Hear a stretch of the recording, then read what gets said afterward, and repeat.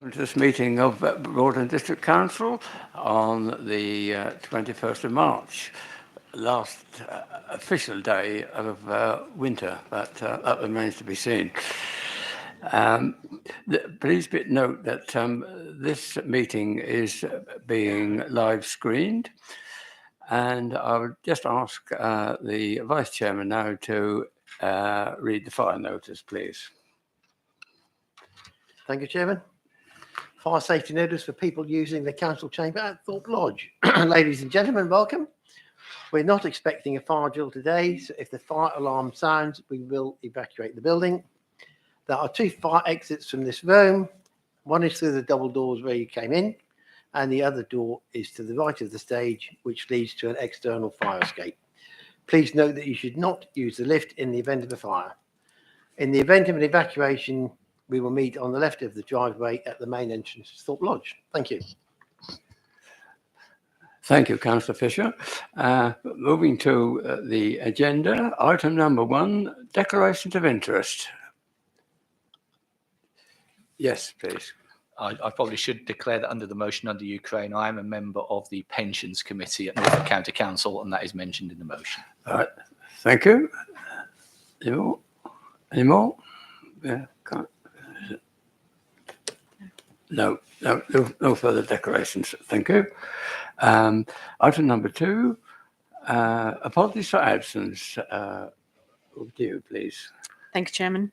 I've received apologies from the following councillors: Councillor Clancy, Gurney, Hempsall, King, Lawrence, Mackey, Moncur, Murrell, Neeson, Nurden, Shaw, Starling and J. Thomas. Thank you, Chairman. Thank you very much for that.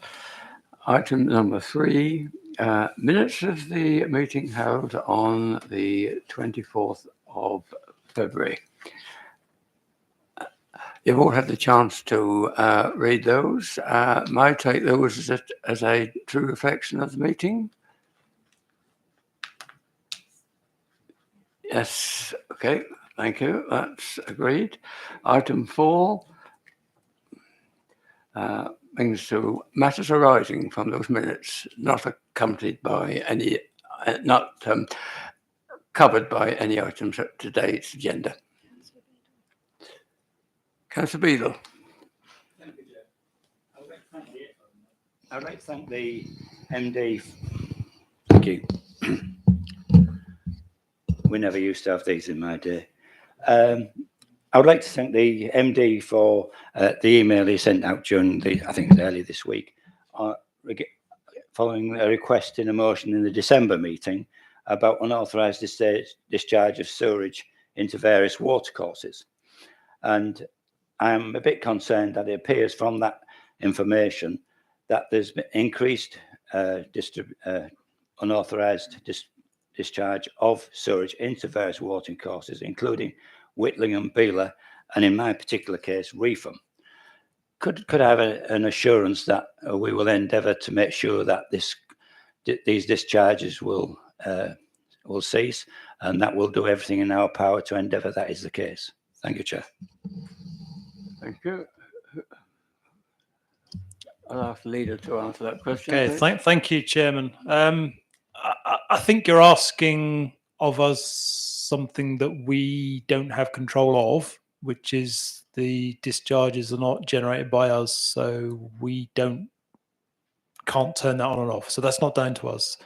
Second part of that is that we, as per the letter that was originally sent to Anglian Water and future correspondence with Anglian Water, will still work to influence them as much and as hard as we can to stop this from happening, because it's disgraceful. It's something that we don't want to happen. We don't want to see our rivers polluted.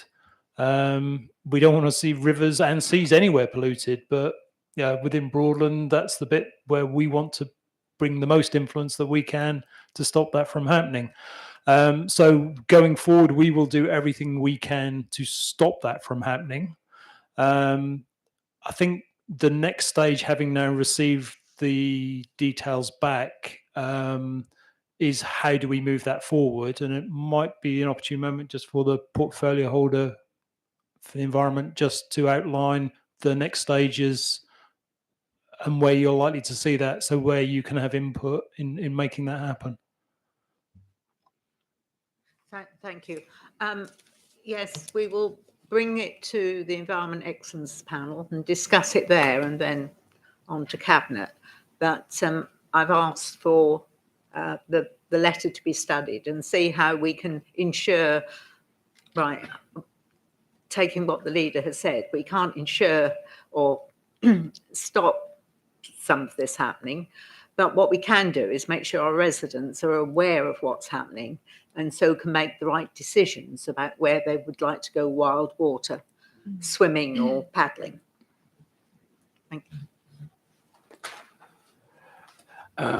Thank you for that. Thank you. Thank you for that reassurance, Chair. I'm pleased that the senior members of this authority are taking this seriously. One of the areas where we have a certain amount of influence, indeed more than influence, and that is on planning consents. And we could actually take this or give this more weight in our planning processes than possibly we do at the present time. Thank you, Chair. Well, thank you, Councillor, for your comments on that one. I think we've covered that situation very satisfactorily. Thank you. Any other matters arising? No. Moving on to item number 5 on the agenda, announcements. Item number 1 is report on my engagements, which are contained in the minutes on page 23. I've had a number of events which I've attended during the period. I think one of the most important on the 9th of March was the new Medica establishment, which is on the Broadland Business Park, and excuse me, is a facility which is now dealing with eye health, and it has been brought about by the clear need of cutting the waiting list for eye treatment under the NHS at the moment, which does extend to something like 40 weeks, as I know from my own personal experience. And the new facility, which has been established there by New Medica, which is headed by the owner of Specsavers. There are only 8 such establishments within the country, and they are basically very well set out with every facility you could imagine. All the staff have been recruited locally within the Broadland or adjoining area. They have a full staff, and it consists of all the backup staff and 6 consultants. And they have assured us that the waiting lists for eye treatment will be drastically reduced, and they expect to see anybody who requires treatment, a first appointment after 4 weeks, and after following 2 weeks, once the problem has been sorted, that will take another 2 weeks. So this is a very, very useful facility which is in the Broadland area and will be very, very useful to all our residents and those beyond in this area. And I can quote from personal experience that I have had treatment by one of the consultants, and clearly it was absolutely effective and added to that painless. And I think clearly this is a really excellent move, and I'm very glad to welcome them into the Broadland area. On the 11th of March,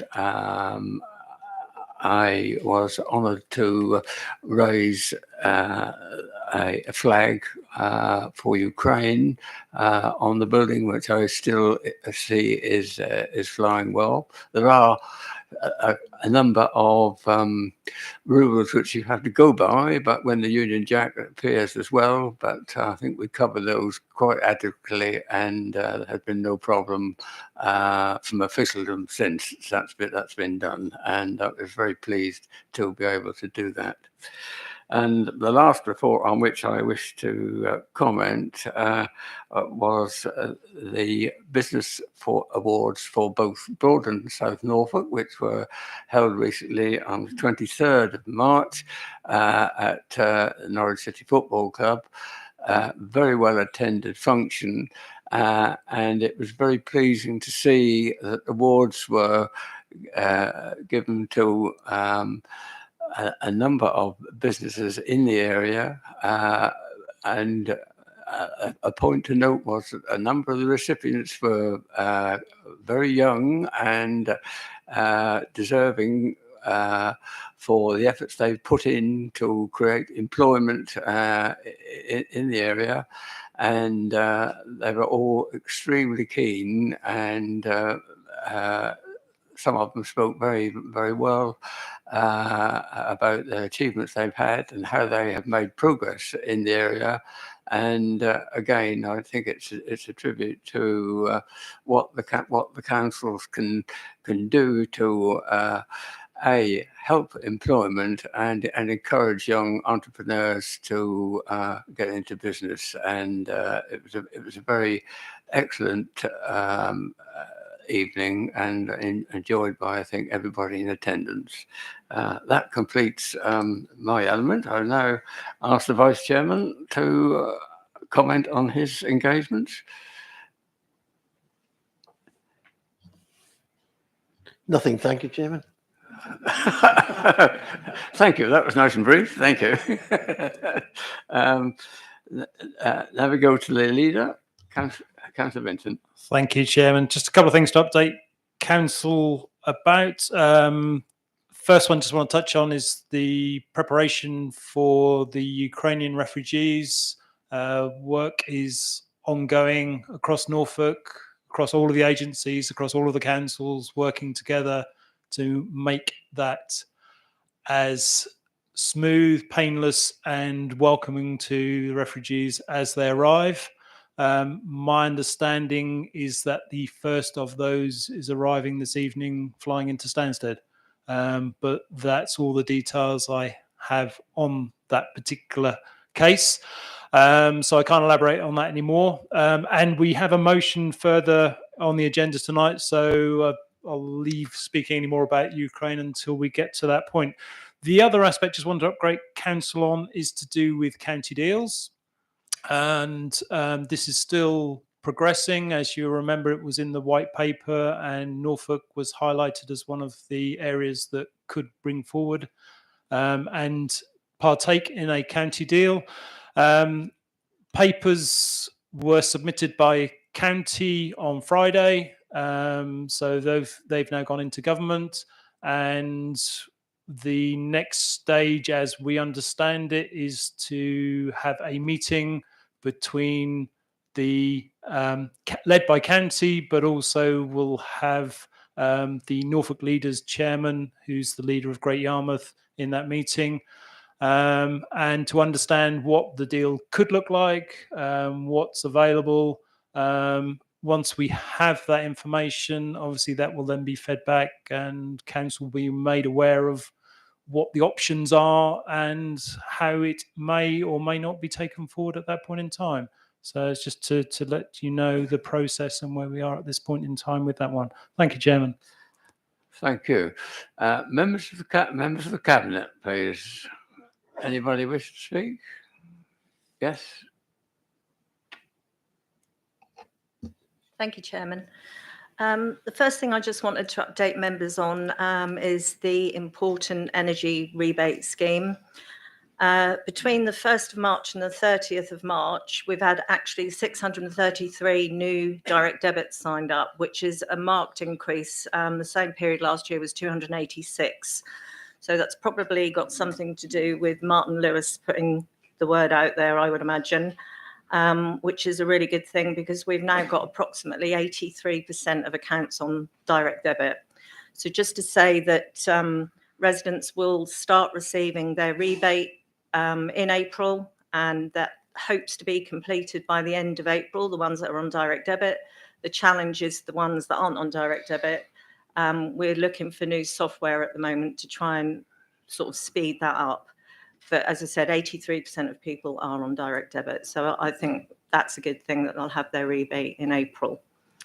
The second thing I just wanted to update on is there are some training courses being run for Broadland and South Norfolk for local SMEs to help with procurement. And so these courses, the one that's face-to-face is actually being run at the Sprowston Manor Hotel, and there's also one at Hethel if any of our residents would prefer to go there.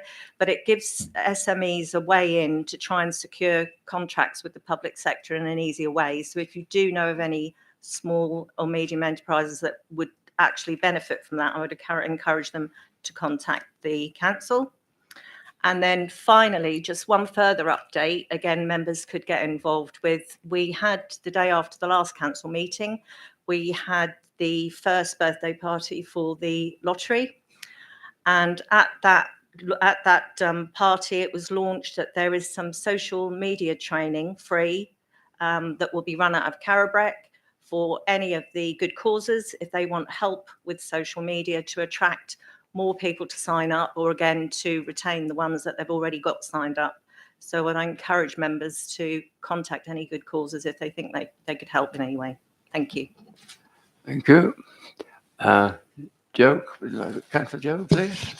Thank you, Chair. I just wanted to update Council on the Broadland Food Innovation Centre. The building is coming on very, very well.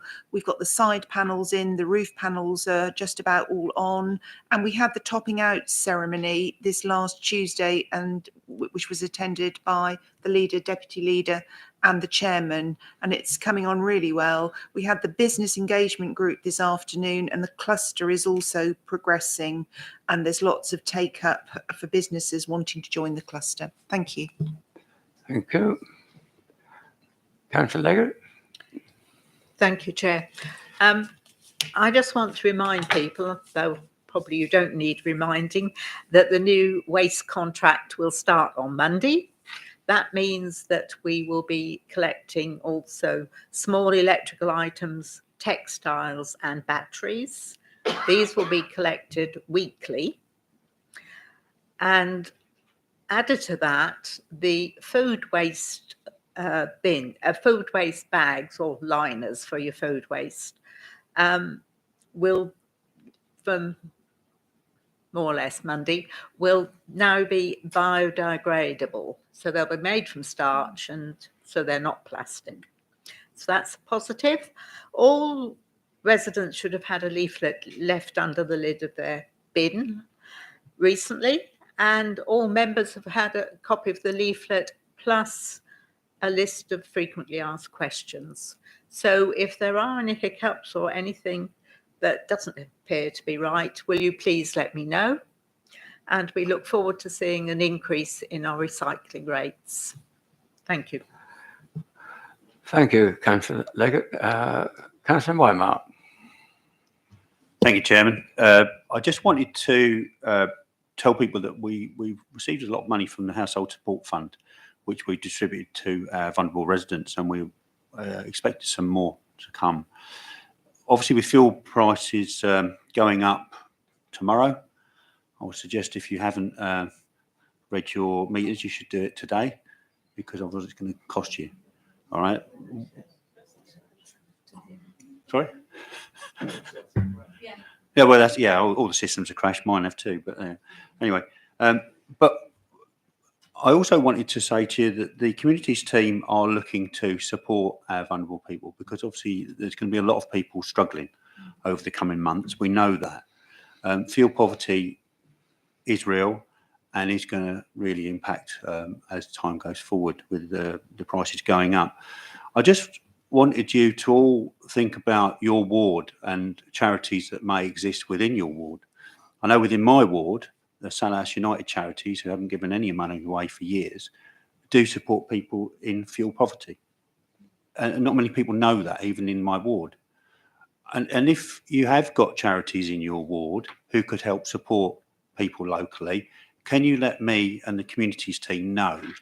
Because it'd be really useful for our community connectors, so that when people come forward through the community groups or directly to us, that we can help them in more ways than one. The more money we can basically have access to for our residents, the better, really. So I'm just saying to you, if you've got anyone that you know or any groups that you know, charities, etc., please let us know. Thank you. Thank you, Councillor Weinmark. Last but by no means least, Managing Director. Chairman, thank you. No announcements. Thank you.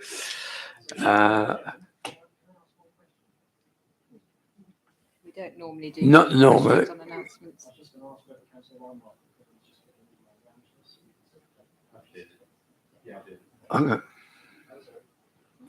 Okay. Thank you. Right. Moving on to the next item, item number 6. That's questions from the public. We have none. Item number 7, public speaking. We have none. Item number 8, overview and scrutiny to receive the minutes. Thank you, Chair. Minutes are all resolved, Chair, so they're there to note. Thank you, Councillor Ryback. Right. Item number 9, Cabinet on the 21st of December. Over to you, Leader. Thank you, Chairman. Council's actually already received the Cabinet minutes from the 21st of December, but there were some items that were delayed to this council meeting for the council to make their decision on. First one of those is minute 9.1 or item 9.1, minute 228, in relation to the street naming and numbering policy and the introduction of charges. And I'd ask Councillor Lawn to present this one to us. Thank you, Leader. And yes, I'd like to introduce the street naming and numbering charges and policy update.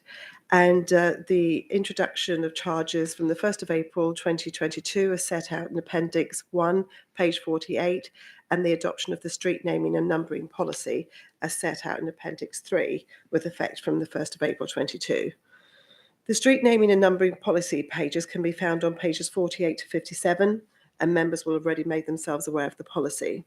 The proposed charges are on pages 48, Appendix 1. Again, members will have made themselves aware of the proposed costs and the potential income. This proposal has been supported by the Place Shaping Panel and Overview and Scrutiny Committee, with the exception of the charge for changing the name of existing properties, and the amendments are stated on page 42. During the presentation of this report to Cabinet, it was noted in the 12 months leading up to December 2021, the Council had received 170 applications for street naming and numbering of new properties and new roads.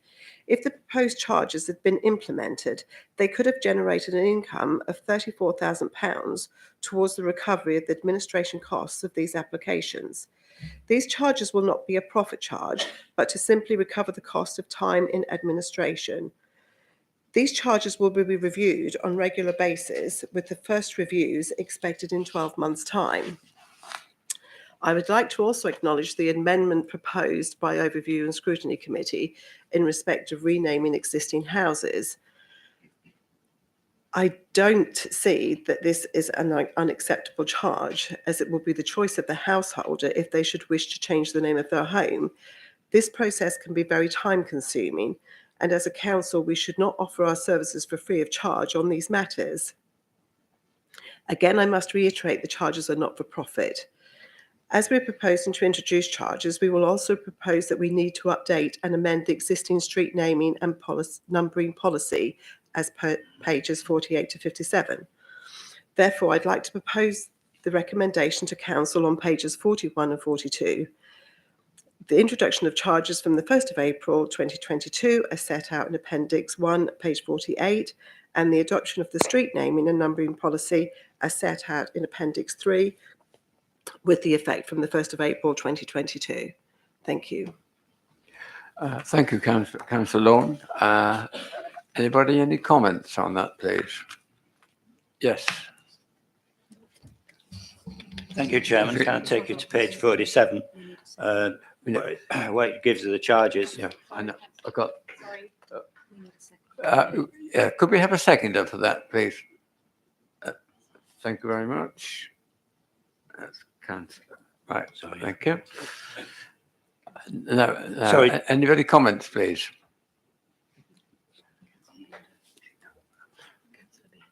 Councillor Legal, thank you.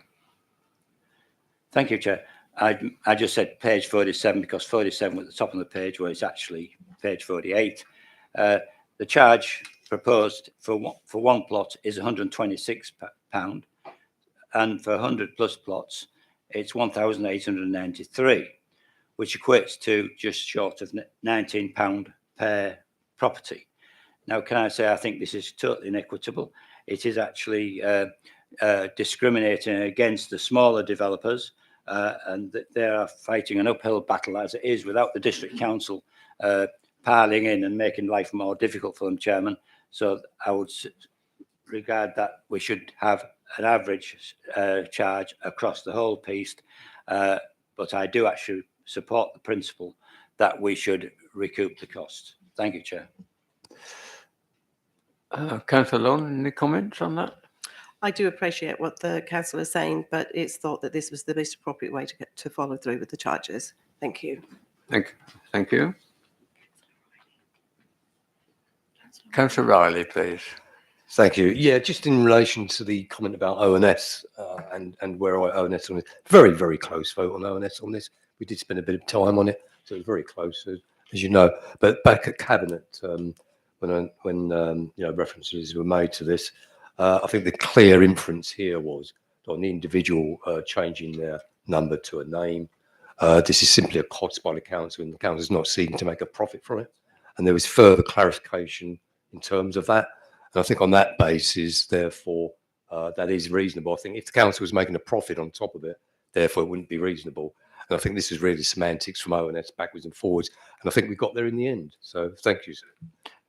Thank you, Councillor Riley. All right, being no further comments, I think, could we have a show of hands, please, for all those in favour of the proposal? Yeah, yes. Those against? Thank you. Any abstentions? Right. Thank you very much. Moving on now to item 9.2. Thank you, Leader. Thank you, Chairman. So minute number 229, again from the Cabinet meeting of the 21st of December. It shows at item 9.2, which is the Section 106 agreements monitoring fee. And again, I would ask the portfolio holder for planning to present this one. Thank you. And again, the recommendation is on page 43 to agree the monitoring fees for Section 106 agreements as set out in Appendix 1, page 60, should be adopted from the 1st of April 2022. This recommendation proposes the introduction of a monitoring fee on developers to cover the council's cost of overseeing compliance with legal obligations under Section 106 agreements. This proposal reflects the changes enacted by the Community Infrastructure Levy, amended England No. 2 Regulations 2019, which came into force on the 1st of September 2019. Fees are currently not being charged to cover the cost of ensuring compliance with these developers' obligations.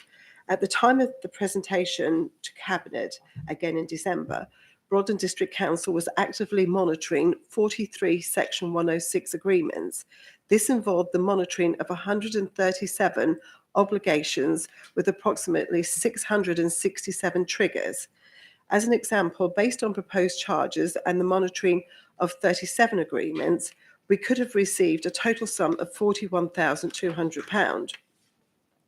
The introduction of charges will align the council with the government guidance. Therefore, I would like to propose the recommendation to council on page 43 to agree the monitoring fees for section 106 agreements as set out in appendix 1, page 60 should be adopted from the 1st of April 2022. Thank you. Thank you, Councillor Lawn. Seconder, please. Right. Thank you, Councillor Emsall. Comments, please. Councillor Roper. Councillor Roper. Thank you, Chair. I'm more than happy to support this proposal. Just a question really about the enforcement of Section 106 fees. We're charging this money and getting this cost back. You might be aware in my own patch in Spixworth, we've got 2 very long running cases where what Section 106 agreements are outstanding don't appear to have been robustly enforced. Now that we've got this extra income coming in, hopefully, can we expect more robust enforcement in the future? I will take note of that and get back to the officers and make sure that it doesn't happen. Thank you. Thank you. Councillor Beadle, please. Thank you, Chair. On page 60, appendix 1, again on the similar principle as the previous application, here we are again. Maximum total fee per agreement for 1 to 10 dwellings is £2,000. So you can get £2,000 for one dwelling, whereas for 200 to 400, even at 200 dwellings, it comes out at £25 each. So that's £25 for a large per unit for a large developer, and it's £2,000 per unit for a small developer. It's another case where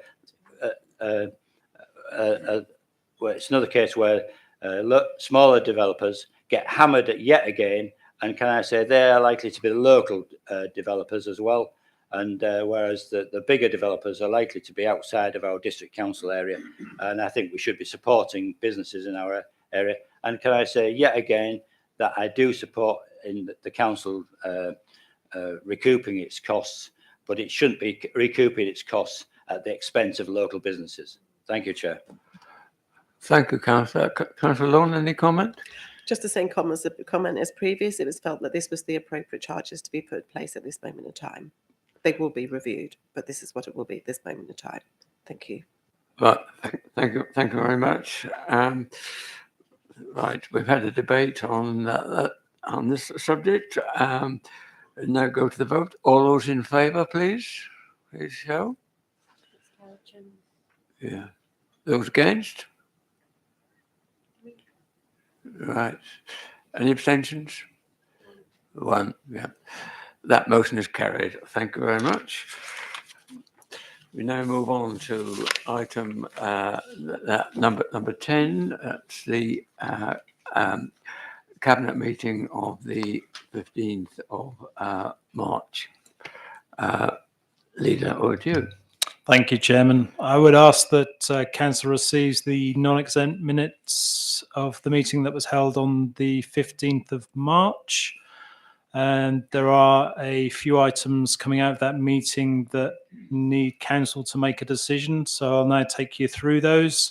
First one of those is at 10.1, minute 257, in relation to the delivery plan 2022-2024. And the recommendation is on page 64, where we are asking to approve the adoption of the delivery plan 2022-2024. The delivery plan outlines and updates the activities and projects that the Council is and will be undertaking to meet the priority areas outlined in the strategic plan. The delivery plan sets out how we will achieve our ambitions, and as part of those ambitions, we have set out the vision for how we expect to see Broadland come forward. And that vision is working together to create the best place for everyone now and for the future generations. So I would ask Council to approve the delivery plan as set out in the recommendation. Thank you, Councillor Vincent. Have we a seconder, please? Yeah. Yes, I'd like to second it. And just as an item on there regarding finance, I'd just like to wish the team good luck tomorrow when their system goes live. Hope all goes well for everyone. Thank you, Councillor Mancini-Boyle. Any comments, please? No. That's Councillor Catchpole, please. Yes. Thank you, Chairman. Just to ask the portfolio holder for the environment, there was a comment made that I recall when we were discussing this, that the environmental section would be strengthened, shall we say. I just wondered on what timetable the review of that section is going to be over the next 2 years. Thank you. Councillor Leggett. Yes, the revision of the environmental strategy, I think, is needed. Things have moved on since that was adopted. I would like it to be done within the next 10 months. But I'll be happy to, when I know a better timetable or more accurate timetable, I'll be happy to update you. Thank you. Any further comments? Councillor Roper again. Thank you. Probably a question directed towards Councillor Emsel in terms of the performance measure we're looking to develop on customer satisfaction, where we still need to develop some metrics and measures on that. I was wondering what timetable he saw for something perhaps coming to CEC on that and then being formally adopted so we can hold everything to account. Yeah, there is something coming to service improvement and efficiency. I believe there's something coming in April. So yeah, we are talking about the new role. Obviously, the customer satisfaction manager was put in place, and that was then brought in through obviously that came through service improvement and efficiency to say that we needed someone to monitor that. And obviously some of the procedures where we were baselining, we will now be looking at bringing them forward and actually, like you say, having something to monitor there. So there will be more information coming forward. And like I would say in the next couple of months, more than the next 6 months. Thank you, Councillor Emsel. Any further comment? No, right, we'll go to the vote then. All those in favour, please. So, yes. Any against? No, that's unanimous. Thank you very much. Moving on to item 10.2, please. Thank you, Chairman. So moving on to item 10.2, which is the approval of the extension of the Beela Conservation Area and the adoption of the Conservation Area Appraisal. I would ask the planning portfolio holder to present that to Council. Thank you. And again, the recommendation for this to Council is on page 68 to approve the adoption of the proposed extension of the boundary of Beela Conservation Area to include Piper's Hague and its curtilage, and to approve and adopt the Conservation Area Appraisal for Beela and Conservation Area. The Conservation Area was first designated in 1973 and was last reappraised in 2011. At this time, an appraisal recommended that the area should be extended to include the property Piper's Hague. However, although approved by the Broads Authority, the additional extended area was not adopted by Broadland District Council, so the boundary remained legally the same. As part of the reappraisal process, the Broads Authority considered that a single change to the boundary, as per what was initially recommended in 2011, should again be proposed. This is the inclusion of Piper's Hague and its curtilage based on its historic and agricultural character as early as the 20th century property, which was considered to make a positive contribution to the character and appearance of the area.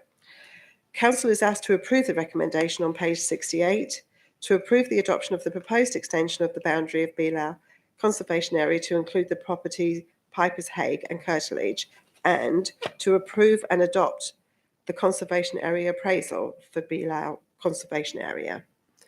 Thank you, Chair. Thank you, Councillor. Have you seconded that? Yes. Councillor Whitemark, yes, thank you. Any comments? No. Okay. We then go to the vote. All those in favour of this proposal? Yes, carry. Any against? Right. Thank you. Moving on to item 10.3. Over to you, Chairman, Leader. Thank you, Chairman. Item 10.3 is in relation to the Community Infrastructure Fund application by Brundall Parish Council, which is an exciting project that I will ask the Economic Development Portfolio Holder to speak to. Thank you, Leader. I would like to recommend to Council to allocate an additional earmarked reserve of 150,000 to permanently increase the Community Infrastructure Fund loan facility to cover the existing commitments, plus the proposed loan to Brundall Parish Council. This will result in the Community Infrastructure Fund increasing to a total value of £650,000. This is to facilitate the delivery of local infrastructure projects, but particularly to agree a loan of £231,318.85 loan to Brundall Parish Council for the design and construction of Brundall Sports Hub, which is a very worthwhile venture. Thank you, Chair. Thank you, Councillor. Have you a seconder? Chairman. Councillor Peck. Yes, thank you very much. Any comments on this proposal?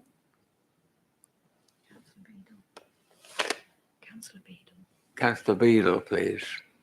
Yes. Thank you, Chair. Can I say I think this is very worthwhile. It's quite often a lot of these schemes the cost tends to be front end loaded, whereas the income from the CIL tends to be comes down the line as and when various approvals are given on the developments, and therefore I think this enables quite a few developments to be proceeded with and or at least progressed with at an earlier stage. So I strongly support this, Chair. Councillor Vincent, please. Thank you, Chairman.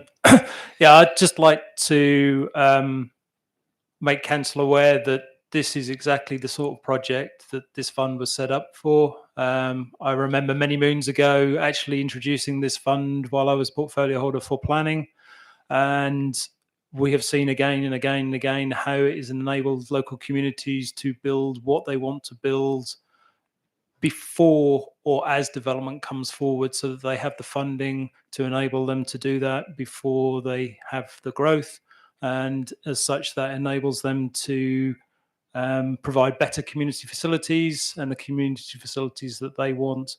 So I'm very excited to see this project, as with the other ones that have already come forward, and look forward to actually seeing it built in Brundall. So thank you, Chairman. Thank you, Leader. Any further comments?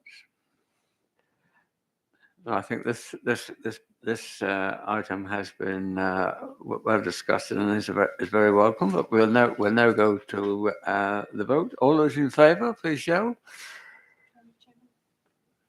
Unanimous. Yeah. Thank you very much indeed for your support.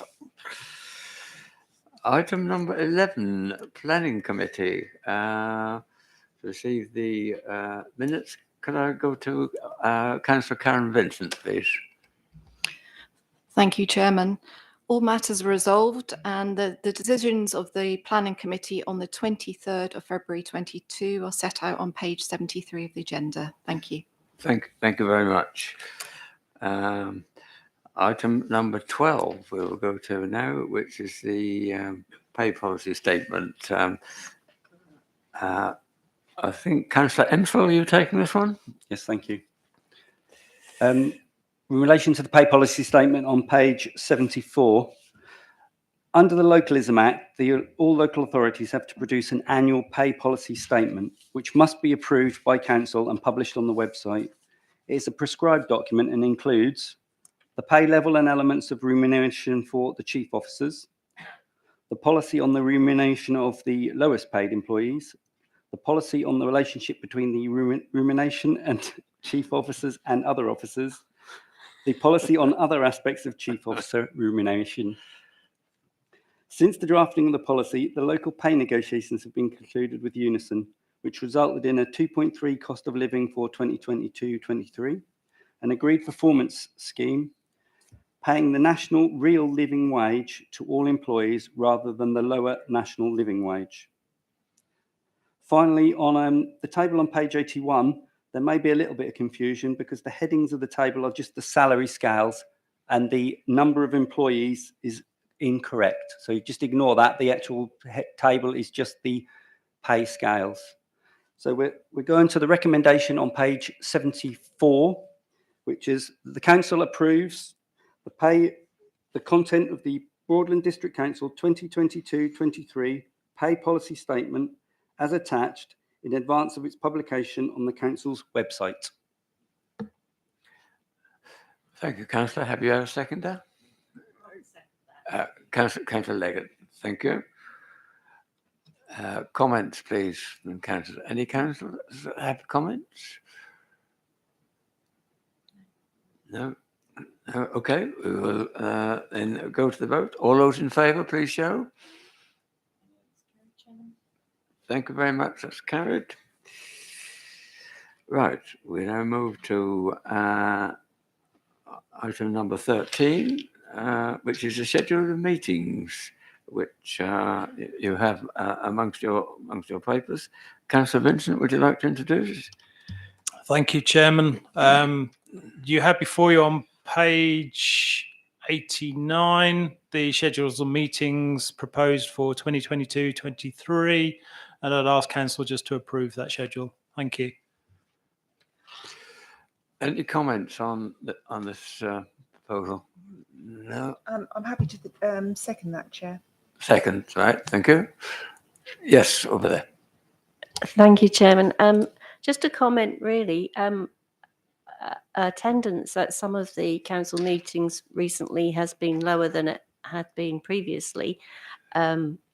And so I'm wondering whether there's any issues over the timings of the meetings that maybe needs to be looked at, or whether the councillors need to be asked what's the reason why less people are attending our meetings. Thank you. Would you like to comment, Leader?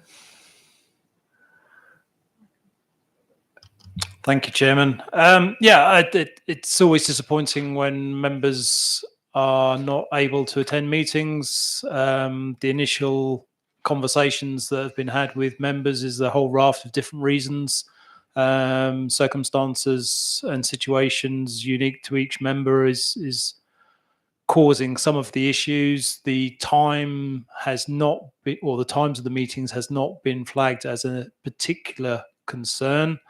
And I think the overarching issue, and we see it again tonight, is that unfortunately COVID is still with us and still causing a considerable problem with the attendance of meetings. So that's why we have a number of people not here tonight, and I think that knocks on to other meetings as well. So, but it is something we will continually review. But thank you for raising it.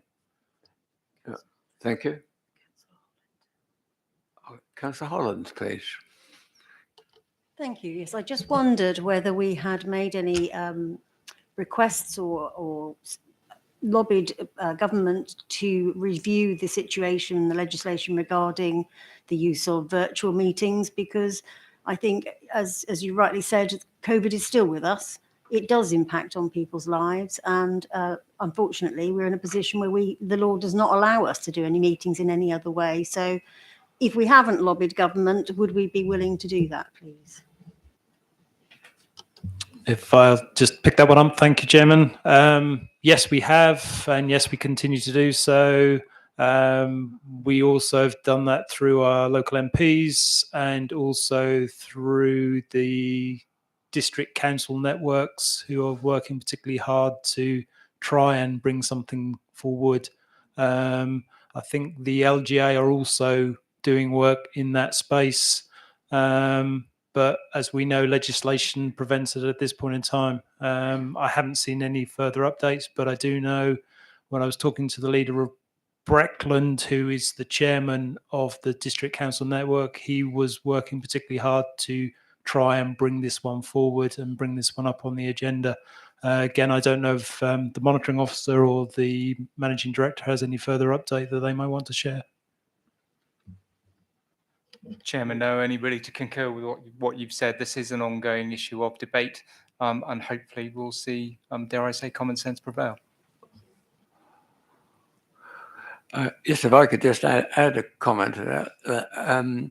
I have noticed that on the outside organisations of which I'm a member, virtual meetings have continued, particularly as far as Greater Anglia and the Community Rail is concerned. And we have pursued this situation for up till now. There is consideration of whether we can have a face-to-face meeting next time round, but that is still in the melting pot, so to speak, when the backdrop is still that we will continue virtual meetings, which I have to say are quite well attended. Any other comments?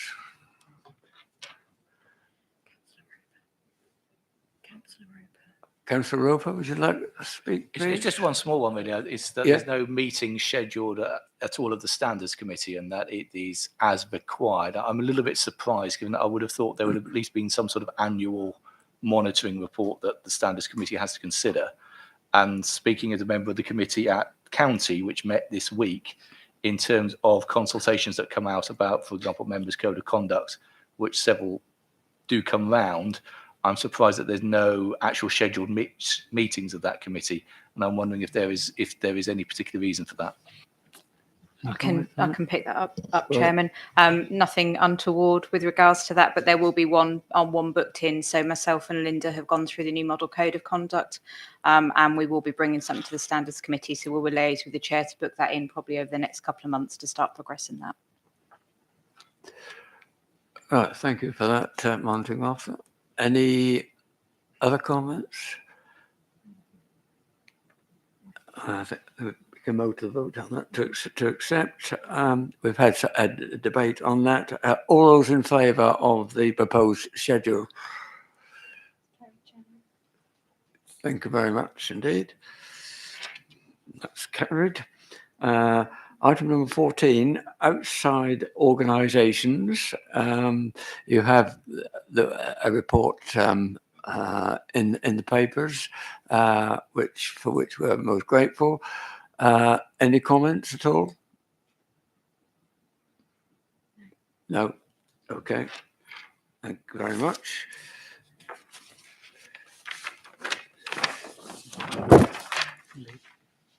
Yes, please. Thank you, Chairman. I'd just like to thank Councillor Ward for putting his report into Council. So it was an interesting read on the elements that are in there, and just like to continue to encourage other members who are on external bodies to submit their reports so that Council can receive those as well. But thank you, Councillor Ward. Yes, please. Yeah. Thank you, Leader. Now, item number 15 is questions from members. And before we proceed with that, I think the monitoring officer has a word to say. Just to remind councillors, in terms of questions, the person asking the question has 2 minutes and the respondent has a minute, and 5 minutes to respond. There is one subsequent question allowed. There's 1 minute and then 2 minutes to respond, and I will keep the timer going. Just thought it was good to remind you all. Thank you for that. Moving to 15.1. Councillor Lamming, please. Thank you, Chairman. In the Broadland District Council and South Norfolk Council Joint Greenhouse Gas Report 2018-19, published January 22, there is a suggestion in section 12 that local authorities could establish a carbon offset fund for financial contributions from developers when 100% reduction in CO2 emissions cannot be achieved on site. Would Broadland District Council consider setting this up as a priority?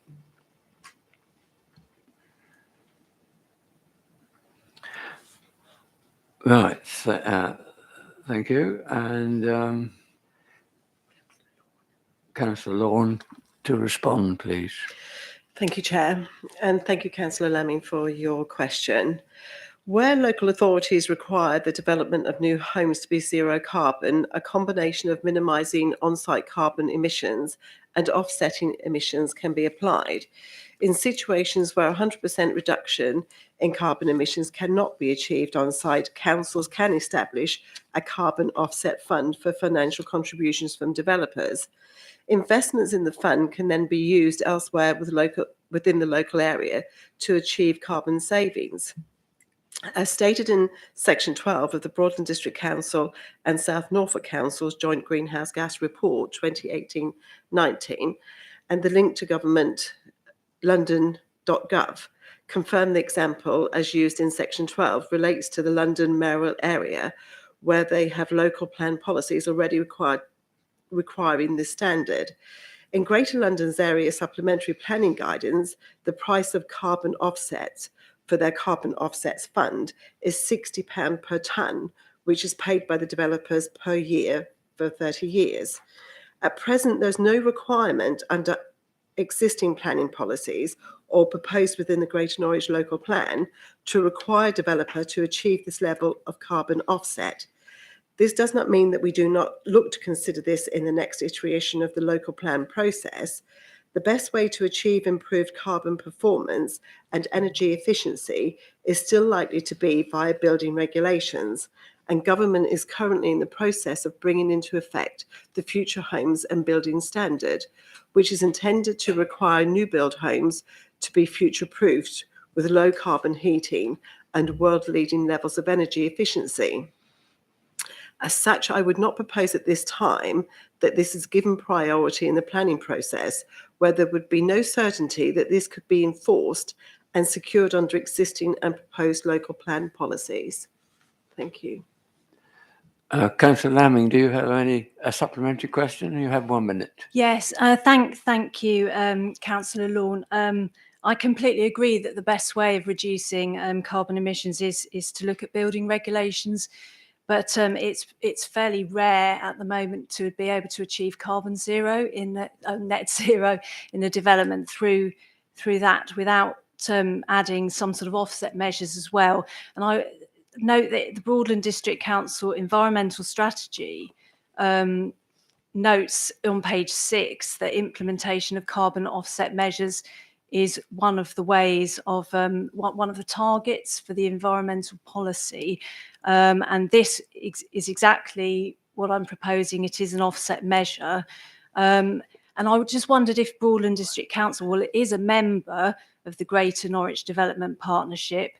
And I just wondered if it would be willing as a council to really push this proposal forward. Because as you note, there are other councils in the UK already pursuing this. Councillor Lawn? Sorry, can I, because it's in relation to the Greater Norwich Plan that we've already got in place at the moment, and I think they could probably explain it a little better than I can. Thank you. Okay, thank you, Councillor Lawn, if that's okay, Chairman. Yes, so where we are at this point in time is we do not have a policy, as the portfolio holder explained, that we could enforce against to get developers to pay.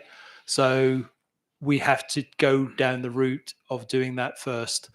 Where we are with the local plan is it's currently in examination, so its current iteration has been completed, and once it goes through examination will be adopted, and those policies are the policies that are within it. Unfortunately, at this point in time, there isn't a policy relating to what you've suggested, and as the portfolio holder said, what we would now need to do is look at the next iteration and start to build that into the next local plan. Our expectation is that actually the next local plan will need to be completed relatively quickly. Once this one has been completed, I would say within 5 years, because that is what was in the initial white paper. But again, government has yet to put that into legislation or statute. So until that happens, we don't know the actual time span that we're working to, but we would expect the local plan, once adopted, to either be updated, reviewed, or a new one within 5 years of that point in time. So we would expect within that point in time to have such a fund, if it was deemed to be effective and useful, in place by then. Hopefully that helps. Yes, thank you very much. I mean, I'd really like to see this pushed forward if Thank possible. you. Thank That's, you. Yeah. thank you for that. That completes that question. Thank you. Moving to item 15.2, Councillor Carini Jubilee. May I say it's nice to see you here tonight after your recent surgery, and we take the opportunity of wishing you a very speedy recovery. Thank you. It's very kind of you. Can Thank we you, have Chair. can we have your question, please? Yes, certainly. With people all over the country looking forward to celebrating the Queen's Platinum Jubilee in June, I'm sure you'll all agree a once-in-a-lifetime event. It was disappointing to hear that there was not the political will from Broadland to provide small grants towards parish and town community events of £200 and £300 respectively, in line with some other district councils such as South Norfolk, West Norfolk and Broadland. As a councillor, I'm not aware that this decision was discussed or minuted at any meeting. So can I please ask who made the decision to rule out the provision of grants for this historical event? Councillor Mancini-Ball, would you like to respond, please? Yes, thank you. I'm presenting the answer on behalf of a few of the members, actually. So although the Jubilee events is an operational system within Broadland, due to the significance of this, a member-led working party was put together to coordinate the celebrations of the Queen's Platinum Jubilee in 2022. An officer working group exists from across the One Team to fulfil the plans which have been set out by the working party. At the time of planning our own celebrations, Broadland District Council were aware that town and parish councils were already forging ahead with their own local plans for the Jubilee and that they had funds assigned to deliver them.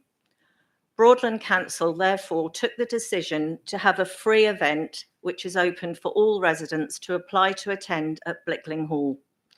This event is intended to be an opportunity to showcase one of the district's attractions and bring together people from different locations to celebrate together in an iconic setting.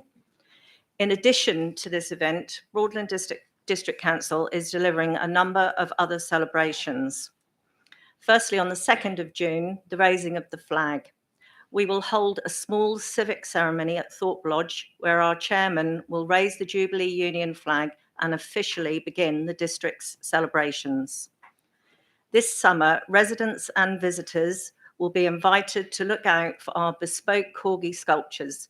The Pembrokeshire Welsh corgis, beloved by Her Majesty the Queen, will be decorated by local artists and put in key locations around Broadland. Then the Jubilee treasure hunt over the summer holidays. Families and individuals are invited to take part in our Jubilee treasure hunt. Participants will visit sites across the district to solve clues and uncover hidden mysteries and explore what Broadland has to offer. And just to, as you've asked regarding members, the relevant portfolio holders, so the communities, the economic development and the finance portfolio holder were on the member-led working party. Thank you. Thank you for that. Do you have any subsequent I would just like to make a question? comment. It would have been nice if all councillors were consulted about the grants. Broadland is such a large area and local councils will want to celebrate. And I just wondered if the leader would, as part of the democratic process, maybe email all councillors after this meeting to see if they support the provision of grants for local councils. Councillor Mancini-Ball, would you like to respond? Or I'll pick that one up if you want, Chairman. Right. The answer is no. I see no point in that. We've decided on how we're taking this forward. Whatever the answer came back, it has nowhere to go as such because we've worked to the work that we have within the budget that we have. If you remember at the last council meeting, we did set the budget, and that would be the point to change any of the things in the budget. And I don't know if you would have proposed a council tax rise to cover that, but obviously we did not want to see that happen, so we maintained a 0 rise in council tax. We didn't feel that we needed to give money to parish councils to have a party when we were putting together a party that would be for all of Broadland. Thank you. I think that concludes that item. Now move on to item number 16, which is motions, and I go to 16.1, the Norwich Western Link. I think Councillor Peck, you wish to propose this one. Thank you, Chairman. This motion originally in the name of Councillor Clancy. Unfortunately, Councillor Clancy has COVID, as you probably are aware. So I will propose the motion, and Councillor Bullman, through whose ward the entire route of the Western Link goes, will second it. There is a slight, just before we go to the motion, we have made a slight amendment with the addition of one sentence, which comes just before the last paragraph. And we've added the sentence, whilst we await further details of the detailed route and design of the road, and will comment on these in due course, the council resolves to request the leader of Broadland District Council to write to the leader of Norfolk County Council, reaffirming its fullest support for the principle of the Norwich Western Link. The rest of the amendment stands as in the papers. I hope that's acceptable, Monitoring Officer. Yes, thank you, Councillor Peck. Thank you. Right. Well, I'll just start off by saying one of the reasons, the reason we want to bring this motion to council tonight is because although in the past the Broadland District Council has given its support to the Western Link, you will be aware that the County Council has now submitted the business plan to the Department of Transport, and it's currently being looked at by the Secretary of State. This means that those in opposition to the route have become very vocal of late, and the reason they're doing that obviously is to try and influence the Secretary of State's decision. So I think all of us who are in favour of the road need to be more vocal, and we need to let the Secretary of State know that the support in Norfolk, and particularly in Broadland, is still very much in favour of the Western Link. Now, I come from a conservation background, but I support the Western Link because it goes through my county division and it affects my district ward. And if I look at Councillor Bullman's ward, I mean, the people there are suffering, and I mean suffering. If you go through Western Longville or you go through the Ringland Hills in rush hour, you will see trucks and traffic backed up. You will see them gridlock there and not being able to move, and the fumes and the pollution that is coming from that is far greater than you will get on a 3-minute drive down a dual carriageway.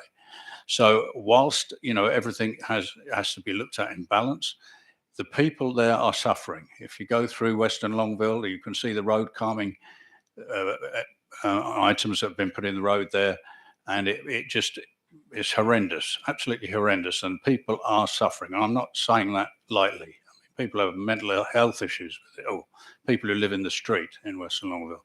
So I think we as a council should show our support for this road. All the other benefits that are listed here in the motion, I won't go through again because they're well known. But I would hope that you will all vote to send this letter so that we can show our support. It was done at the last South Norfolk District Council meeting. They voted for it, cross-party support, and I would hope the same will happen this evening. Thank you, Chair. Thank you, Councillor Peck. Councillor Bullman, would you like to confirm that you are a seconder here? I would like to so confirm, Chairman. Thank you. Would you like to speak now or later? I reserve my right to speak after everybody else has spoken. Right. I may be able to add a little further to some of those things then. Right. Thank you, Chairman. Just before we progress, we have the proposer of the motion has amended a slight amendment to that motion. We do need to vote on that before we debate. Is everyone clear on the amendment, or would they like me to read that out for them again? Of course I can. So if I take you to the motion on your agenda, which is page 5, we have the initial motion and then you have the bullet points. Underneath that is where the motion is being amended. So that sentence will now start. Whilst we await further details of the detailed route and design of the road and will comment on these in due course, it then carries on with the sentence that you have. The council therefore resolves to request the leader of Broadland District Council write to the leader of Norfolk County Council reaffirming its full support for the principle of, that's been added in, Norwich Western Link. So if we could have a vote on that amendment before we go to any further conversation on that, please. All those in favour? That is carried. Right. And now we can open the debate. We've solved that one. Councillor Beadle, please. Not this time. Sorry, Councillor Beadle. I was going to say, I haven't been waiting here that long. Who we got? Davis, oh yeah. Councillor Davis, please. Thank you very much, Chair.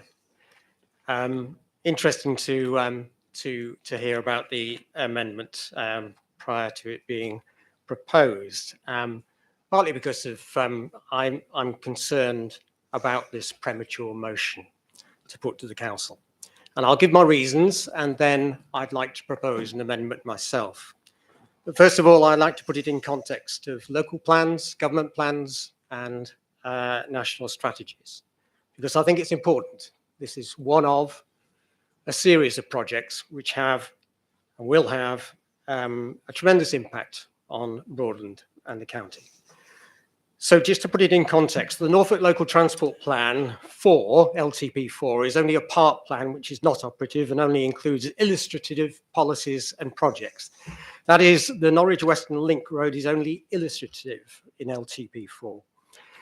And that was adopted by Norfolk County Council on the 29th of November and was specifically to be reviewed and revised alongside and in the light of the County Council's consideration of the LTP4 implementation plan, which follows on from this, the initial plan 4, to include, and this is why it's important, its carbon assessment and evaluation in the light of the requirements of the government's, and these are legal requirements of the government's transport decarbonisation plan and net zero strategy. So the implementation plan is currently out for consultation. So we're proposing this motion during a period of consultation on the local transport plan implementation plan. If you get, it gets a bit complicated, but it is out for consultation from 21st of March to the 2nd of May. So in effect, we're influencing that consultation. Is that right? Given that the full LTP4 is currently not adopted, as explained, then the Norfolk Local Transport Plan 3 remains the only plan to which account is to be given. And the Norwich Western Link Road doesn't feature in that plan. Okay? So I'm just clarifying the context and the situation we're in. Details of this proposed road are not available, and it's suggested in this amendment we've just voted on. And in fact, Norfolk County Council has stated they are having to look at realigning the road, and so a new route will be proposed. A route will be proposed that has not yet been agreed or published. The proposals will be subject to a separate planning application yet to be made. So the fear is that if such a motion, this motion, is adopted by Broadland District Council, it may tie councillors' hands to a theoretical, illustrative proposal ahead of any concrete planning details. an approved Councillor policy. Davis, can I just, you've got half a minute left, and if you want to make your amendment, I'm just conscious of time for you. Okay. So I'm putting this context. I'd also point out that the Greater Norwich Local Plan as submitted to the recent examination is a plan for the next 16, 18 years, hence, and the NWL does not have support from either this local transport plan or the GNLP, because it said it doesn't affect economic growth. So it would confuse our position. So my amendment is that any support for this road expressed by this council can only be conditional, subject to clarification of these points of what I just mentioned, and the views of Broadland constituents expressed through a future consultation, because there will be a future consultation on this road, and we're preempting that consultation, and has been accepted by Councillor Peck, influencing that consultation. Is that fair? Is that reasonable? So the amendment is any support for this road expressed by this council can only be conditional, subject to clarification, and the views of Broadland constituents expressed through a future consultation. Thank you. I'm just going to check that Dawn's got that. Councillor Davis, we may need to ask for a copy of that, but if we can just check that we've got that, okay. On a point of order, Mr. Chairman, I just asked the monitoring officer, does that proposed amendment negate the original motion, and therefore is it actually in order? I need to see the words, Councillor Roper, which is why I've asked to have a look at it. It'd be handy if I could have a look at it, Councillor Davis. Shall I bring it along?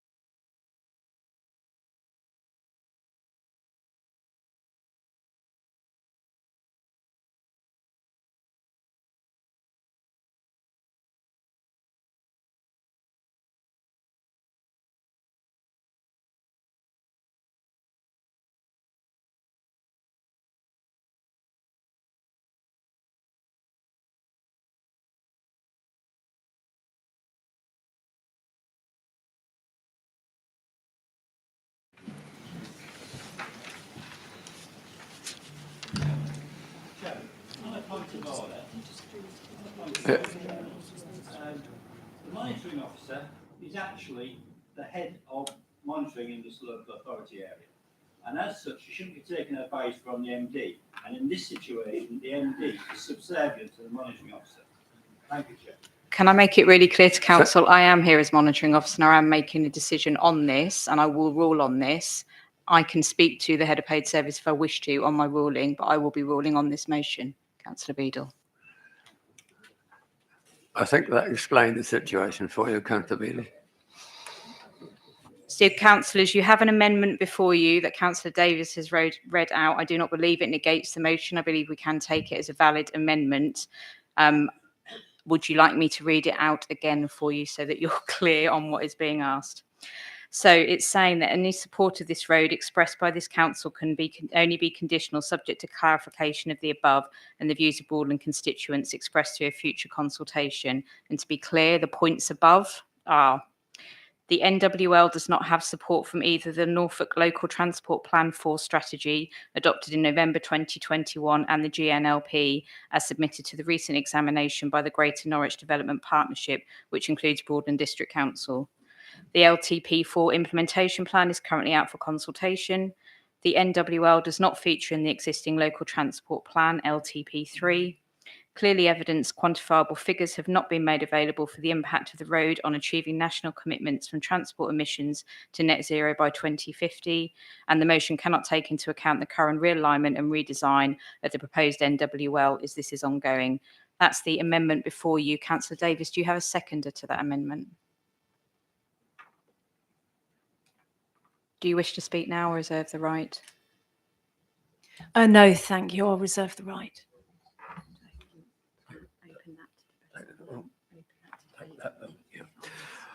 Right, you've heard the amendment, and we'll now take the vote on all those in favour, please. No. Oh, we don't. Right. Yeah. Beg your pardon. Okay.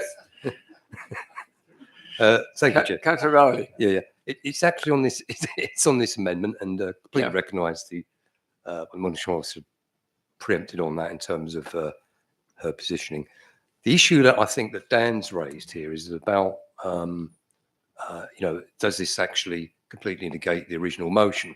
And I can understand why the monitoring officer has made the ruling she has actually. However, what's causing, I for myself, certainly a problem over this is how and where does the wording of the amendment, because I'm used to, you have wording for amendment, and you fit it into the wording and text of the main motion. Where would that fit in the main motion? That would fit at the end of the motion, Councillor Riley, so it would follow on from the end of the amended motion that you've already got before you. So where we talk about where it ends, it's fullest support for the principle of the Norwich Western Link, then this would be put in at the end of that motion. Okay, so can I just clarify one other thing, and it may actually take the seconder to, or the mover on this, I'm not sure, but therefore, if the amendment went through, the main thrust of the motion in principle, which was the amendment that Greg put in, because I saw that word principle come in, is not changed.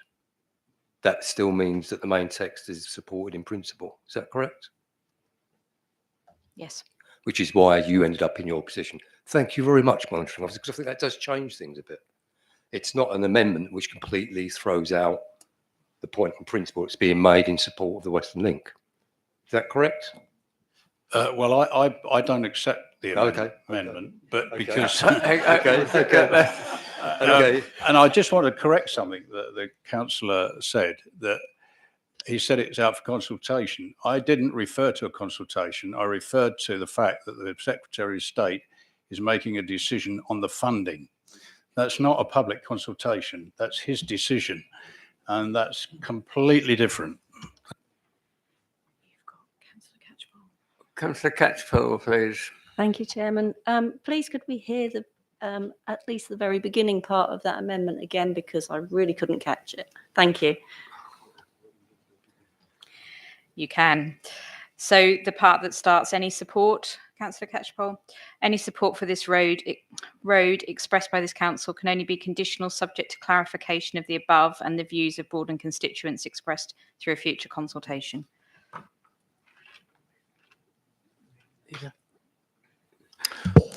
Leader, would you like to comment? Thank you, Chairman. Yeah, I'd just like to comment on the amendment and actually see it as a pointless thing to bring forward. It's based on the making the motion conditional, and the motion already has highlighted 5 key benefits, which is why the motion is there in the first place. So we are expecting to see, as a council, all these things delivered. So we are expecting to see a reduction in CO2 and other greenhouse gas emissions from vehicles. We are expecting Norfolk's economy to be boosted and support its business. We are expecting to see an improvement in road safety. We do desperately, as was explained earlier, want to see traffic taken off unsuitable roads. And we do pick up the environmental aspect of this in that we want to create new habitats and improve existing ones. So I think we already have highlighted within the benefits we expect to see also the conditional part, which we also expect to see within this. So I don't see any need for the motion to be amended. Councillor Roper. Thank you, Chairman. I absolutely reject this amendment, and I absolutely reject any watering down of the principle of this motion of this council supporting the building of a Western Link. As the mover pointed out, the villages to the west of the city are suffering through incredible VAT running, particularly since the NDR was built. They are suffering from increases in pollution, and frankly, there is no plan B when it comes to a Western Link. I had an interesting conversation with the leader of the Labour group at County Hall, who was saying about a possible plan B. And I said, when you can drive a bus over England Hills, I'll believe that there is a plan B. And until that point, there certainly isn't. We have to support the Western Link. And it's a funny case, isn't it? It's NIMBYism in reverse. The people who are actually on the route and are affected by the road are in favour of it. It seems the people who are against it are the people who are nowhere near it. And that kind of goes against what we're used to in terms of planning, doesn't it?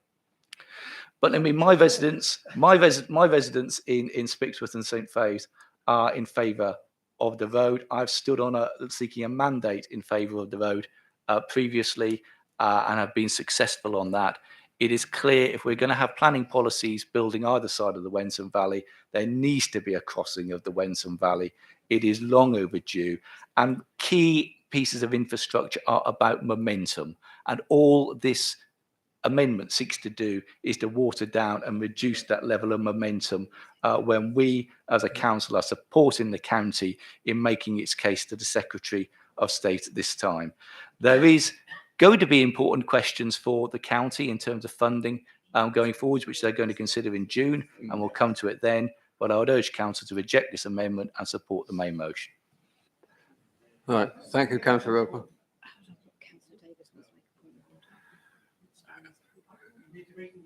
Councillor Davis, you wish to say anything?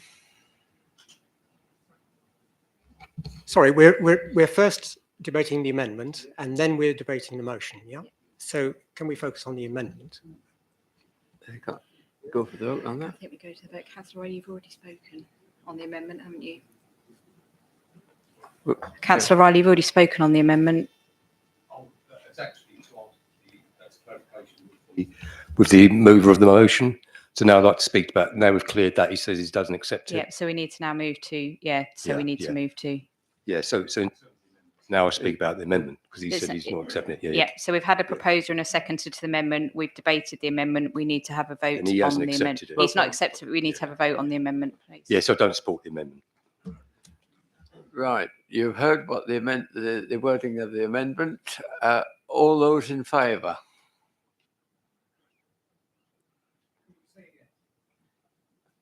Sorry. All those in favour of the proposed amendment? Three. Thank you. Those against, please. That's a majority, and it's lost. Thank you. Yeah, we now go back to the substantive motion. Councillor Woolman, do you wish to say anything further? Only if I'm the last speaker, Chairman. Thank you. Leader, please. Thank you, Chairman. Again, going back to where we started this journey many years ago with the Broadland Northway, it was always supposed to be connected on the western side to the A47. That was our aspiration, that was our aim, that is what we as a council always wanted and have always been pushing for. We had to reluctantly accept the Broadland Northway didn't go all of the way, but we got it delivered and got it built, and county led on that for us. It has been funded both by government, both by county and by SIL payments that we received through infrastructure payments. The desire to have the Western Link to finish the Broadland Northway is still there, and if anything is stronger than ever. We need this road. This road is desperately needed for Broadland and all of its residents, and that's why I would ask you to support this motion. All right, thank you, Leader. Any further comments before we go to the vote on the substantive motion? Councillor Manning, please. Councillor Lamming. Lamming, please. Thank you, Chairman. Road transport produces greenhouse gas emissions, 20% of UK emissions, according to the Office for National Statistics. Carbon emissions are produced by construction activities and by the traffic that travels on those roads. In 2019, transport was Broadland's highest emitting sector. Broadland already has higher emissions from road transport than many other local authorities. Emissions have risen since 2013. The climb has been steeper following the opening of the NDR. A climate change risk assessment produced on the 17th of January this year from the Climate Change Committee said that the UK is not doing enough to address climate change, and this consideration needs to be taken into account in every decision made from now on. The Greater Norwich Local Plan topic paper, which was published in January 2022 on addressing climate change issues, makes it clear that car use needs to be reduced and alternative transport needs to be promoted. The Department of Transport has written to local authorities this month with a change in stance, suggesting it will not support major new road projects that increase carbon emissions or do not have a focus on active travel. The Welsh Government has already stopped the building of new roads. It did that last year. The LTP4 implementation plan has not been adopted yet. As we've said, there's a consultation going on, and I don't think Broadland should be expressing support for a project that is in the design phase with the exact details not yet clarified. And there has to be a point at which we need to do things differently, stop building more roads, use and improve the existing transport system for low carbon transport by promoting active travel and increasing our rail network. And so for all those reasons, I cannot in any way support this motion. Thank you. Councillor Carini Buck, Councillor Carini. Go on, say it. That's it. Thank you, Chair. Can I just say, as District Councillor of Taverham, who is affected by this Western Link, my residents are fed up with lorries going through Ringland, through the street in Taverham, damaging houses, as recently happened, and we cannot wait for this road to be built. A lot of my residents say they don't know why it wasn't done when the NDR was built, and it beggars belief it wasn't completed. Councillor Beadle, please. Thank you, Chair. Yeah, in a similar vein, yeah, strongly support this. In where I live, there's a local HGV route goes through the parish, and there was a lorry driver who actually wanted to go to East Dereham.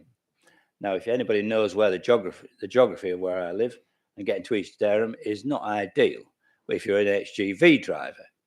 And his conclusion was that he'd drive the 4 to 6 miles to the outer ring road, round the outer ring road, and then back out down the Dereham road. Now, this would take out about 10 miles of his journey, and he would be traveling in a high gear, as against changing up and down the gears all the time. So it would actually reduce the carbon footprint of all these HGVs. And it's not just him either.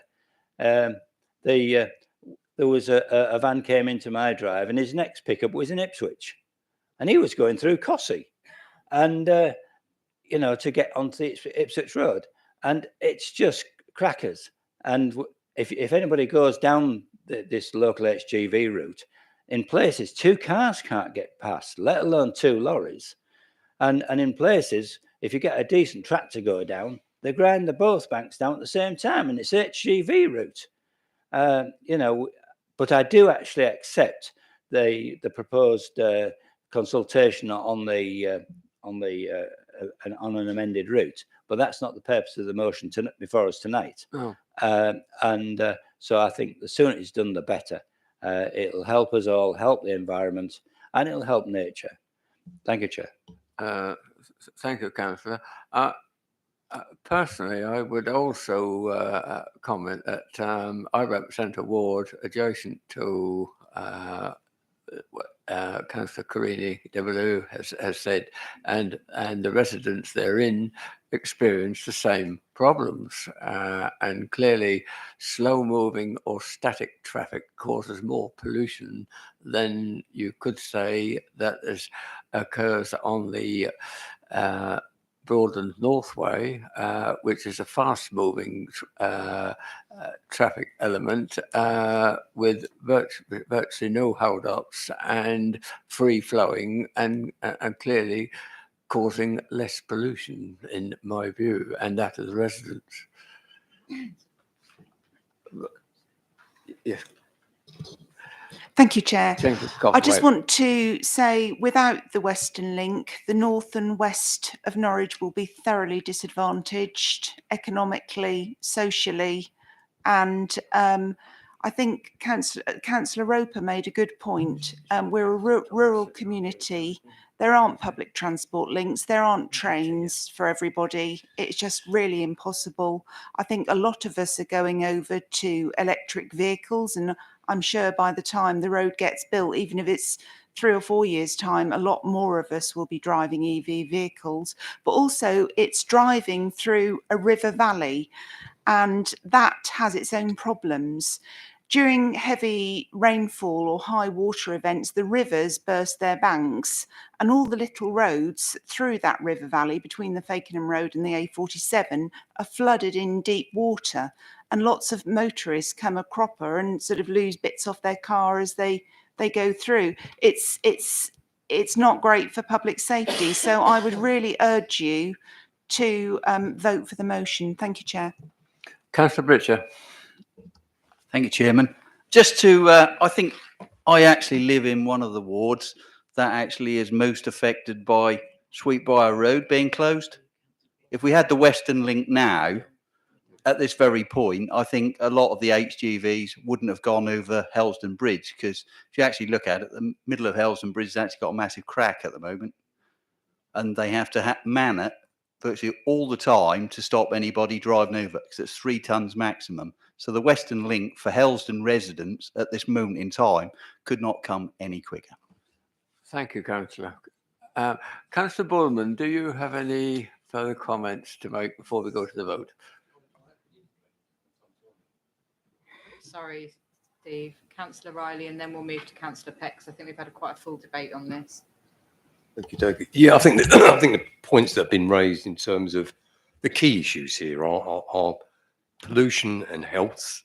We know, and we know the stats from people ending up in hospital now, and now this affects children as well. In urban areas where you have high volumes of traffic, we are now seeing detrimental effects which have been proved in terms of people's health, asthma, etc.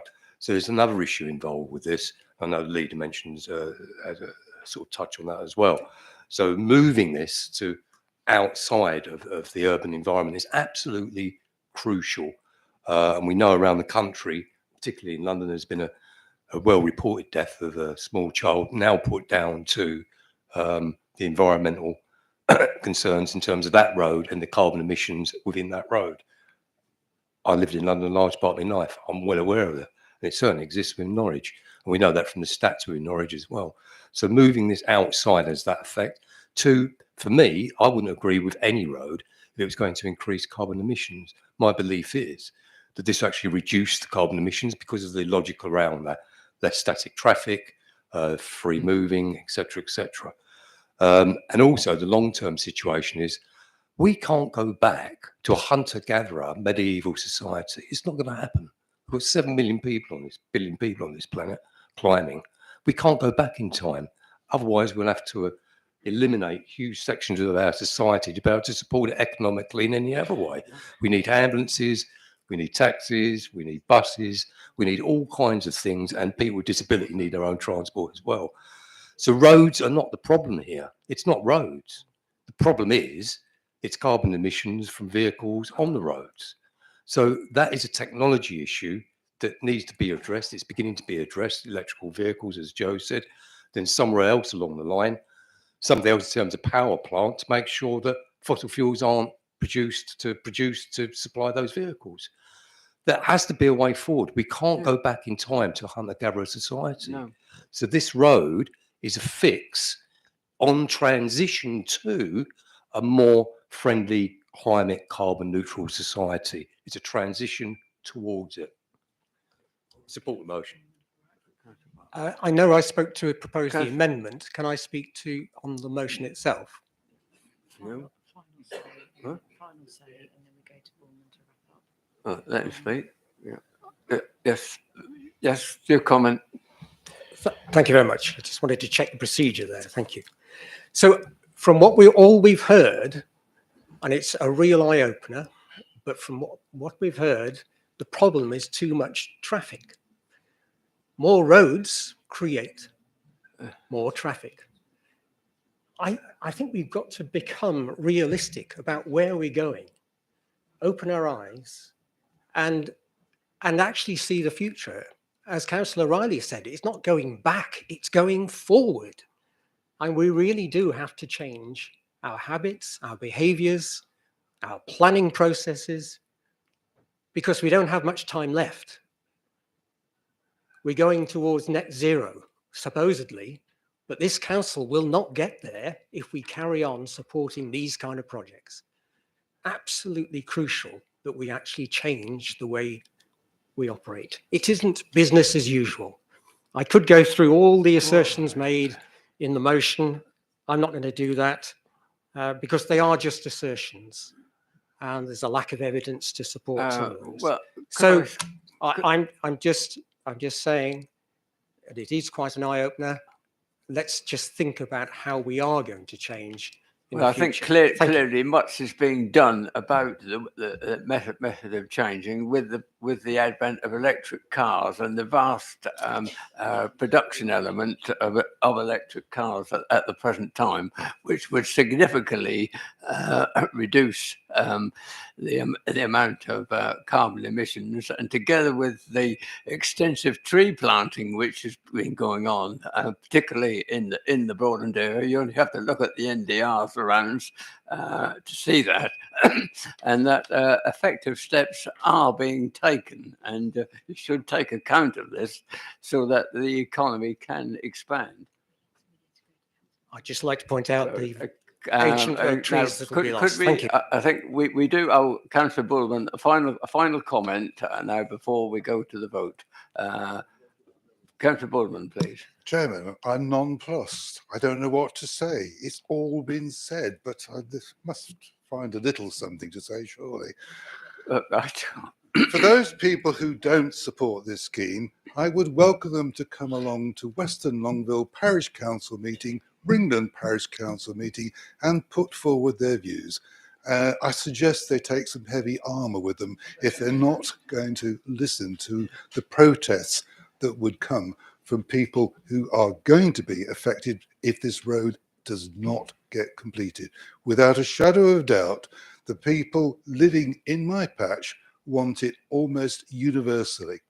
And certainly they're prepared to put up with all the disruption, the building, everything, if it will relieve the roads around the network of my villages that I represent. So please support this motion. It makes sense, and frankly, anything else is nonsense. Thank you, Councillor. I think now we have reached a point where we've had sufficient debate, and we will go to the vote. So can I now propose that all those in favour of the motion, please show.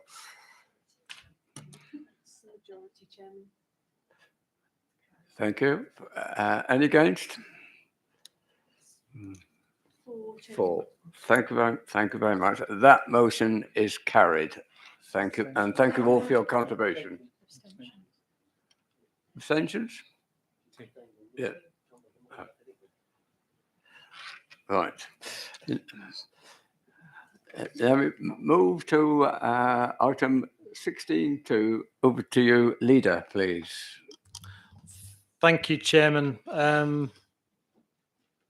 Item 16.2, you have a motion before you in relation to Ukraine, and this motion is being put forward as a cross-political from all groups, and it's on page 5 and page 6 of the papers.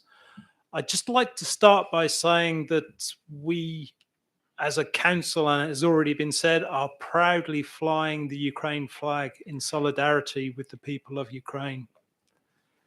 We want to send a message loud and strong to the people of Ukraine that our prayers are with them, that they have our support in what is an extremely horrific time for them. We all strongly condemn Vladimir Putin's unprovoked and brutal war on Ukraine and recognize the need to support the Ukrainian people affected by this terrible onslaught. Broadland District Council stands ready to help Ukrainian refugees wherever we can, working with the UK government to support its settlement programme. The motion before you sets out what we are already doing, what we will continue to do in working in partnership with other councils and agencies across Norfolk. We continue to direct those wanting to help to make cash donations to agencies such as the Red Cross, working on the ground in Ukraine to provide humanitarian aid. As a council, we want to ensure the interests of the Russian regime and its supporters, whether political or financial, are not promoted in our area. We do not and we will not provide any support to the Russian war machine. We encourage the UK government to impose the most severe sanctions possible, and this is set out in the second part of the motion. Russia's despicable and unprovoked war on the democratic country of Ukraine and its people is condemned by all political parties in Broadland. We applaud the Ukrainian people who, against all odds and with amazing tenacity and resolve, are and continue to resist. Long may they continue, knowing that they have the support of the world behind them. The motion, as I said, is on page 5 and 6 of the papers. I would like to put that to council. Thank you, Leader. Do we have a seconder? I think Councillor Holland, that you were proposing to do so. Is that correct? Yes, thank you. Yes, and I would like to reserve my right to speak at the end, please. Right. Any other speakers on this subject? Councillor Riley. Thank you, Chair. I mean, I think we should all applaud this motion. It's the first motion that I know of, certainly in my time as district council. I think any other. Let me see now. Who's our oldest member here? Tony, would that be you? So I defer to Tony's memory here. 41 years, is it, Tony, or whatever it is? No, but I don't I'm think 21 years. I don't think we've had a cross-party motion like this in Broadland's history. So it just really highlights the issue and the real problem that's going on out there. Reflection has been made about the Second World War and going into Czechoslovakia, etc. And the analogies are correct. They're absolutely correct. And I think we must also remember that this has been going on since 2014. 6,000 Croatians have lost their lives since 2014 before this invasion. It's illegal invasion. It's an illegal invasion. It's an illegal war. The UN testifies to that in terms of its resolutions. Therefore, this motion has got support across parties in terms of this is the right thing to do. And I think that's reflected why it is across parties and we've agreed to it. And I think also, as the motion says, we will do all we can as a council, getting across parties to support local communities, the influx of people needing shelter in this country. And the council, I know, is going to do further work in relation to ensure that smooth transitions are presented, working with our partners like the county council in terms of those matters as well. And of course, as we speak, these atrocities and lack of food, lack of humanitarian regard, murders, killings, illegal, are all going on as we speak. And somewhere along the line, I think that more does need to be done by the UN and the West in terms of trying to do all they can to stop that from occurring. And again, there's UN charters on this in terms of war crimes. These are now being identified. But the West and us can't put up with this. If we do, then it will get worse. And you can't stand by and do nothing. That happened in Crimea, and look where we are. So full support, and yeah, welcome all councillors and the leaderships as well. It's been involved across parties in terms of agreeing this, and fully support it. Thank you. Oh yeah, yeah. Right, thank you, Councillor Riley. Councillor Hartley. Thank you, Chair. Just to agree with everything that's been said in terms of the bigger picture of all of this, but I just want to focus on what we can do, where our influence is as a council. I think it's really important, actually, that we set a good example and show some leadership here. So I'm really pleased to be a named supporter of this motion. But having seen some of the pretty horrific anti-refugee sentiments written in local newspaper comments, I think it's vital that we as elected representatives of our communities set a really good example to make sure that the people coming from the most horrific circumstances are treated with dignity. So that's why I'm in fully support of this motion, and I think it's a really good thing that we are showing leadership here and making sure that just the general tone towards refugees and just some awareness of this situation so people are treated with dignity and respect. Thank you. Thank you for your comments. Councillor Waymark. Thank you, Chairman. I wholeheartedly support this motion. I think it's so important that we work together, and in this time it's vitally important, really, that we all do. And I know that our housing and communities team are working very hard with a county to ensure that we give the support to not only the Ukrainians coming to our county, full stop, yeah, but also to the host families too. It's really important that they understand that this is a long-term commitment. This is not going to be a short-term thing. So it's really important that we go out, as we have been doing, and checking out that the housing is to the right standard. It's more than good enough for people to live in. And that the host families understand that initially we're asking for 6 months, but this could be, the visas are going to be for up to 3 years or for 3 years. But obviously we've all seen the appalling sort of pictures on the telly and the devastation. There is nothing for many of these people to go back to. There is no quick fix. If the war finished today, right now, they still wouldn't have a home to go to. So we couldn't turn them around and send them straight back because there's no homes, there's no schools, there's no hospitals. So it's vitally important that we work to support Ukrainians in their time of need. And I'm very, very proud that we're doing so.